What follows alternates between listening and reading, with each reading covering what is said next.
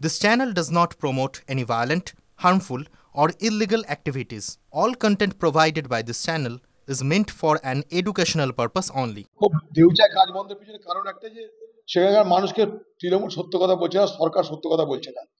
প্রত্যেকবার ভোট আসে, এর আগেও কিন্তু দেউচা ভোটের সময় বাজারে এসেছিল। দেউচা ভোটের সময় বাজারে দেউচা আসে শিল্প নিয়ে, সাম্প্রদায়িক বিভাজনের জন্য এনআরসি আসে, আর মানুষকে প্রলোভিত করার জন্য দু চারটে আর্থিক সহযোগিতার তত্ত্ব আসে। এই তো ভোট। এই দেউচা নিয়ে মুখ্যমন্ত্রী কয়েক বছর আগে বলেছিলেন দেউচা নাকি 1 লক্ষ লোকের চাকরি হবে।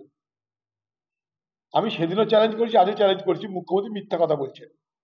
প্রথম কথা, দেউচা যে প্রকল্প, সেই প্রকল্প বাস্তবে কতটা লাভজনক এবং সেই প্রকল্প কতটা ফিজিবল, তার যোগ্যতা কত, তা নিয়ে প্রচুর প্রশ্ন আছে। কারণ এই দেউচা পাচামিতে কয়লা বার করতে গেলে যে ধরনের টেকনোলজি দরকার, যে ধরনের যন্ত্রপাতি দরকার, সেগুলো এদেশে পাওয়া যায় না। কোন বিদেশ থেকে আনবেন জানি না। শুনলাম দিদি লন্ডনে যাচ্ছেন, হয়তো লন্ডন থেকে নিয়ে আসবেন, জানি না। কিন্তু মানুষকে ধোকা দেওয়ার জন্য দেউচা যথেষ্ট। দেউচায় কয়লা খনি কবে হবে কেউ জানে না। দেউচায় কয়লা খনিতে লোকাল লোক কবে চাকরি পাবে কেউ জানে না।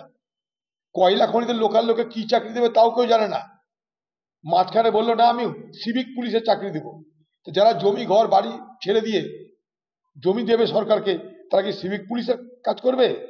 আর যদি না হয় তাহলে দেউচা কয়লা খনিতে কাজ করানোর জন্য এই পশ্চিমবঙ্গ সরকার সেখানকার মানুষকে যে প্রশিক্ষণ দেবে যাতে তারা যোগ্য হিসাবে একটা কয়লা খনিতে চাকরি পেতে পারে, কোনটা? পুরো ধোঁয়াশা, পুরো মানুষকে অন্ধকারে রেখে দেউচা পাচামিকে নিয়ে বাজার গরম করা হচ্ছে শুধু মানুষকে ধোঁকা দেওয়ার জন্য।